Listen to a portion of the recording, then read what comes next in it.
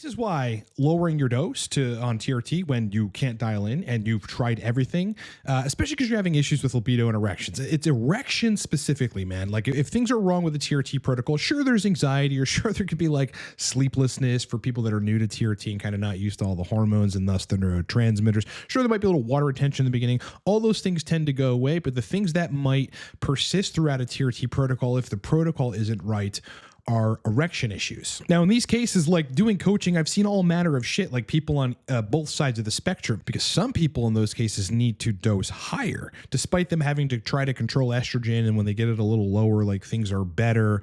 Ultimately, paradoxically, those people need to go to 200, 250, 300, maybe 350 milligrams a week of test. But there are these cases also, right? So people need to understand that like anybody doing TRT content should not be making blanket statements, because you see things on both sides of the spectrum. There are cases where people do need to lower their dose, not necessarily into oblivion, but at a moderate sort of normal TRT kind of dose, like 120 to 150 milligrams a week, and then all their problems are solved. I'm going to get into why this is the case.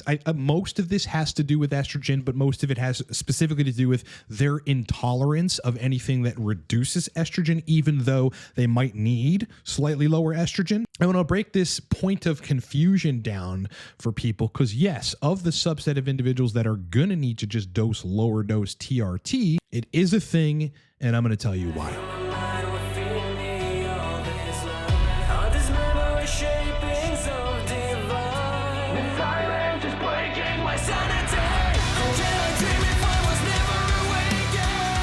All right, before we get into the video, look, boys, Cortex Labs is a TRT guidance, sexual dysfunction resolution, and performance optimization company. You got a range of different products ranging from the source list. I mean, look, this thing is everything you could ever think of, including high-potency DHT gel, test of all esters, lots of stuff for cheaper. Get it at livecortex.com. Torque Stack. Before this, I was into the neuropharmacology of nootropics and consulted CEOs on this. After 15 years of doing that, I built a stack, and you can find it down in the description of this video. Lastly, I'm a coach on TRT protocol restructuring. So if you need to hire me to either fix your protocol or for ongoing help for sexual dysfunction, among other things, you can do so in under a minute at livecortex.com. All right, so off the bat, for the people that want to hear one thing and one thing only, and think that my advice is like that when I say something about TRT that it means it applies to everyone, please just leave. Just leave the video and go mow your lawn or garden your flowers or have a beer or something. Because you boys are going to be in the comments section going, I thought you said higher doses were best. I never said anything was best for everyone. Remember that. That said, as I said at the beginning, some people are going to need to, when they have problems on TRT, specifically with sexual function, dose higher. They're going to need to go up to 200, 250, 300, 350, probably stop there and, reassess at that point. And there's a lot of people for whom that's the case. A lot of people need higher levels of TRT, and it might just take some time for your body to acclimate to it where you don't have side effects or water retention or whatever. Now, a subset of those individuals are going to have to manage estradiol when they do that so that sexual function can be good. They need pretty high androgens, but they need estradiol in the 30 to 45 picograms per milliliter range. But a subset of those individuals can get away with that, but some of them will have problems with AIs, right? It's a paradoxical, confusing situation where any degree of like Aromatase and Arimidex, fucking Masteron or Primo messes with their sexual function. Well, if the issue is estrogen and you're taking stuff that basically blocks at the receptor side or stops TAS from converting into estradiol, then estrogen might not or couldn't be the problem, right? Well, but it is. It's just people's negative responses to AI. So if you're one of those people, and this really has to, I think, do with genetic polymorphisms in the aromatase enzyme, as well as changes or differences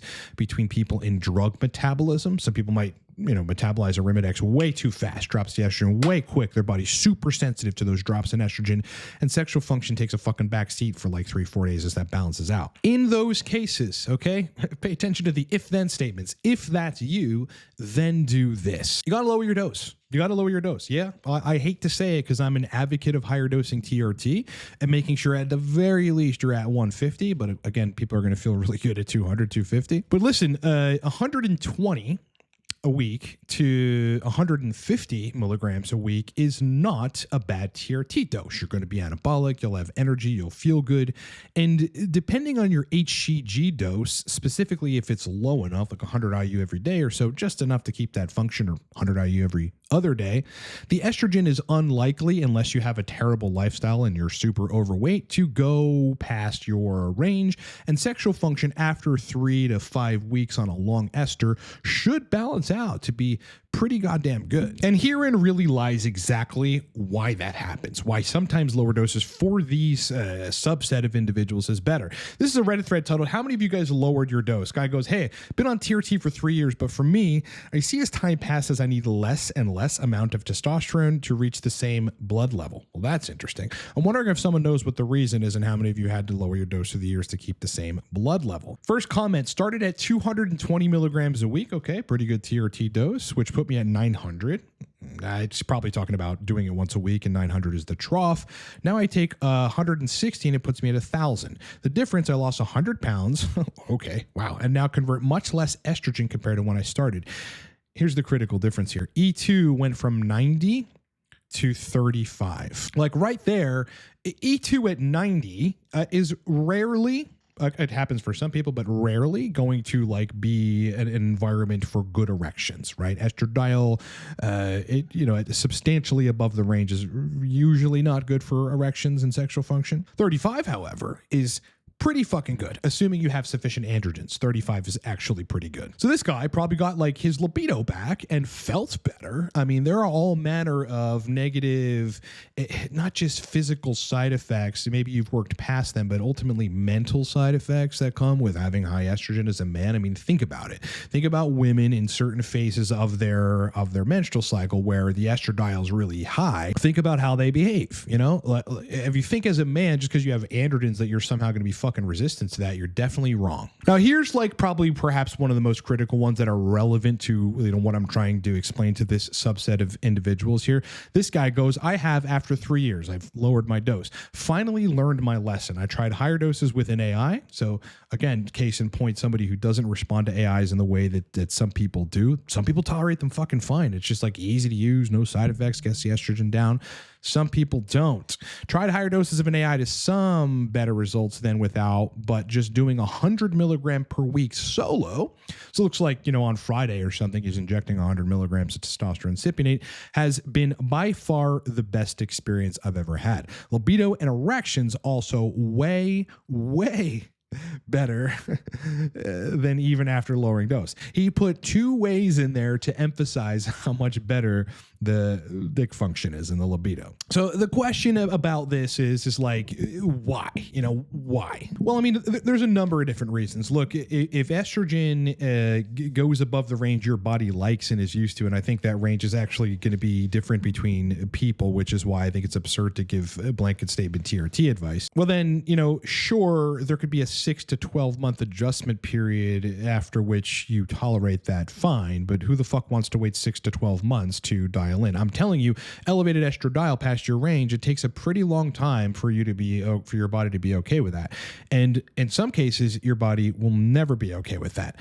Long-standing hypogonadism usually sort of ends up in a place where your body is in a wacky ratio of test THT to estradiol, where there's not enough testosterone, you're at 300, 350 or something, but estrogen's at like 25. Your body's trying to keep up with the amount of estrogen that it knows it might need. That's not a good ratio. If you're in that ratio for a long time, well, you might have some buildup of fat-containing cells in the smooth muscle of the penis, which is what happens when you have low androgens and, normal estradiol or somewhat higher estradiol, when the ratio is skewed disproportionately in favor of estradiol. In those cases, like, people are going to need right around that level of estrogen, call it 25 to 35 picograms per milliliter, but high levels of androgens in order for sexual function in the TRT experience to be what TRT is supposed to be. And it's because of the long exposure to a disproportionate ratio, previously being hypogonadal or close to it, with estrogen that's like 25, but with test that's like 350. It's not a good fucking ratio. And if you're there for a long time, that's one of the reasons I think that some people just ultimately need to lower dose testosterone, because they really can't tolerate the estrogen exposure. They need time with higher levels of androgen and estrogen in like the appropriate place. Number 2, for whatever reasons, again, potentially hypogonadal for a while, potentially a little bit of venous leakage. This is a fucking big thing that estrogen's just not going to help. Some folks just align brain, their bodies basically act in accordance with this study, the association between elevated serum estradiol levels and clinically significant erectile dysfunction in men presenting for andrological evaluation, in which they found, despite having test numbers in range, and I've been over this before, what they ultimately found in this study is that E2 levels slightly above 32 picograms per milliliter were problematic. They go, therefore, 32 picograms per milliliter was chosen as a cutoff point to define an E2 level that negatively impacts erectile function. They go, based on the results of this analysis, there may be a threshold level of serum E2 at 32 picograms per milliliter. Let me scroll up a little bit, above which erectile function is negatively affected. So some men, right? This isn't everybody. I mean, plenty of my clients and people I've seen over years are sitting at 45, 50 estrogen. They're totally fine. No erection issues. They wake up with wood. Erections are great for sex. They don't really need a lot of Cialis or any. But like some guys, for various reasons, and in this case, we'll just call it unknown, aside from the reasons I described before relating to longstanding hypogonadism, they're just going to adhere to this study. Their body's actually adhering to the fucking study on this. So the question really is, if you're one of those people, but like you enjoy the anabolism and the energy of high doses, well, what the fuck do you do? I think the answer to that question is to go to, you know, at the closest frequency every other day. I mean, sure, some people are going to get away with every day. I'm not a huge fan of injecting every day, but you know, maybe every 3.5 days or every 5 days or something that equals you total to about 120 to 150 milligrams of TRT per week. Now, when you get there, you're going to notice, like, first of all, after 4 weeks or so, that estrogen's going to come down. You could accelerate that process by dosing a gram or two of calcium D-glucarate per day. But in time, you're going to see that the estrogen goes down to the sex function specific range for that individual. But if anabolism and energy starts to sort of fail a little bit, specifically anabolism, because most people's energy can be fine at 120 to 150, then really the only optional route there, the only a sensical route would be to use a non-aromatizable androgen, and particularly or specifically one that it doesn't affect estradiol all that much. And you know, one of the only ones that we have that is really fucking effective for anabolism is oxandrolone, or Anavar. You know, yes, the use of Anavar long term could come with some problems. There's been hepatic issues. I think in 2023 the FDA sort of came in with this letter that attempted to pull it off the market or modify its safety based on its efficacy, but absolutely has the ability to change lipids unfavorably. So you've got to be taking tocotrienols and doing things relative to your diet, cardio, etc., to make sure that those things are in check. But you know, Vigorous Steve has been over this. For men, I would say that the sustainable and tolerable dose of oxandrolone is anywhere between 5 milligrams to 25 milligrams daily. So that's 5 milligrams more than has been clinically investigated, but that's just purely based on all of the experience that I have. Either the full dose, 20 to 30 minutes pre-workout sublingually, or split half the dose morning and evening on rest days until blood work parameters become unmanageable and you are forced to come off. And the deleterious dose is basically 25 milligrams to 50 milligrams daily. I would not go over 50 milligrams oxandrolone per day. I think other YouTubers have been over this, and I've actually studied it enough to know that between 5 on the low end and like call it 13 milligrams a day for 8 weeks of Anavar is not going to kill you. I mean, not even fucking close. If anything, you're likely not going to have side effects. You're likely not going to have hair loss. You're likely going to feel fucking amazing. Your pumps are going to be insane in the gym. And the one thing that's consistent with Anavar is keepable gains, right? People seem to have keepable gains when they dose Anavar, whereas with you're on higher levels of test, you almost have this sort of inflation effect from all the androgens that definitely tends to go down when you go down in dose. You run your 120 to 150 milligrams of Test-Sip, Test-Enothate per week, split up however you'd like. Again, the less frequent usually the better, but people are going to have to find what works for them. And then on top of that, to keep that anabolism going and some of that other, the anabolic properties, you run 5 to 15, call it, milligrams of Anavar per day. Run that for an 8-week cycle.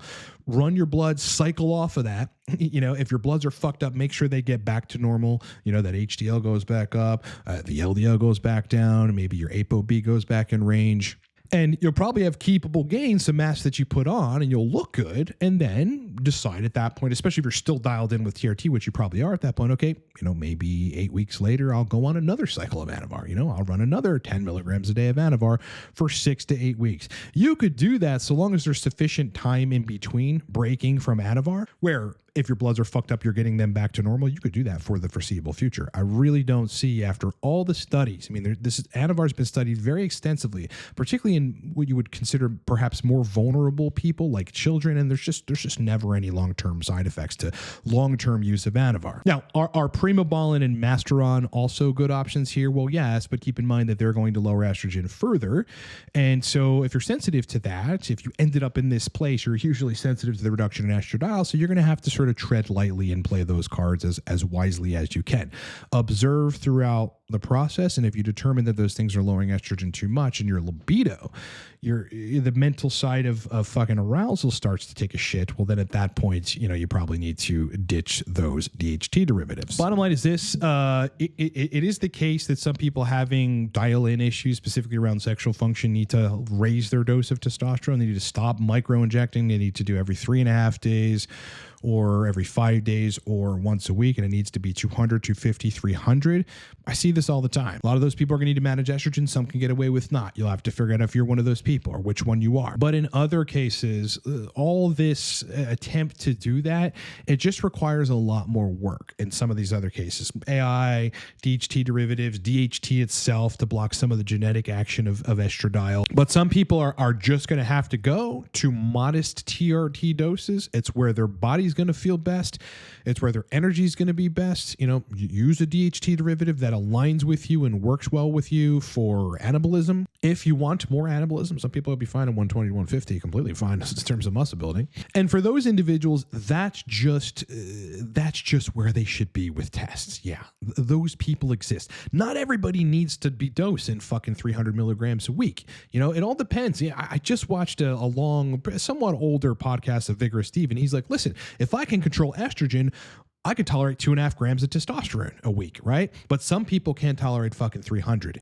People are going to be different in this regard, and you got to figure out who you are, what type of person you are, relative to this. For some people, the bottom line is you're just going to have to stick with regular TRT and use other things, okay? Use ancillaries to get some of the other anabolic benefits. If you have to use some fucking ipamorelin or other growth hormone secretagogues to facilitate muscle growth, if you got to eat more, if you got to train harder, there's always multiple ways to skin the cat.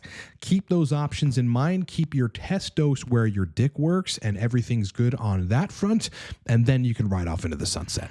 All right, boys, thanks for watching. As I said in the beginning, look, I'm a coach on this. It's basically all I do, with my time that I'm not doing leisure stuff or doing content. And the people that come to me are usually exhausted at trying to manipulate their TRT protocols and need an entire TRT protocol restructuring, a redesign based on a fact-finding call. Well, we'll get to the bottom of why exactly you can't dial in. Or, listen, long-standing sexual dysfunction takes time. 3 months, 6 months. We need every other day, every third day communication, protocol manipulation, constant monitoring, observation to ultimately get you dialed in where those issues are resolved permanently. For either a one-off call or a longer one-on-one package, please hire me, livecortex.com. April will be the busiest month, or at least it'll be harder to get in April. So if you're thinking about doing it, pull the trigger. Torque Stack, again, before this, I consulted CEOs on brain performance using nootropics, at least 50 of them. The entire roster that we have available, I would design protocols for people.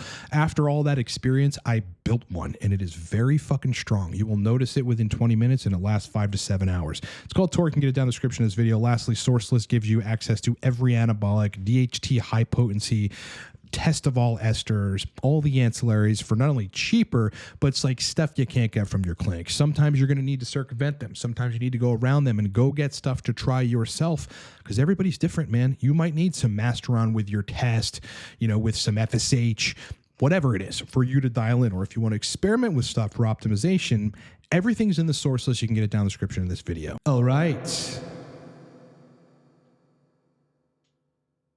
brother. It's been an absolute pleasure hanging out with you. Hope you guys have a great rest of your week. Content coming this Wednesday, probably, or Thursday. Live stream Saturday, so be there. I'll look forward to seeing you guys. Like the video, makes a huge difference. Honestly, it's free for you to do, and if there's one thing that you can do in appreciation for the content we put out, just hit the like button. It takes you seconds. Fucking free to do. Makes a huge difference. Otherwise, sub to the channel. Many more breakdowns on TRT, HRT, HRT plus, DHT derivatives, DHT itself, everything else in between. I'd love to have you as a subscriber. Other than that, enjoy the rest of your day. Kick ass, rock on, and I'll talk to you boys on the next one.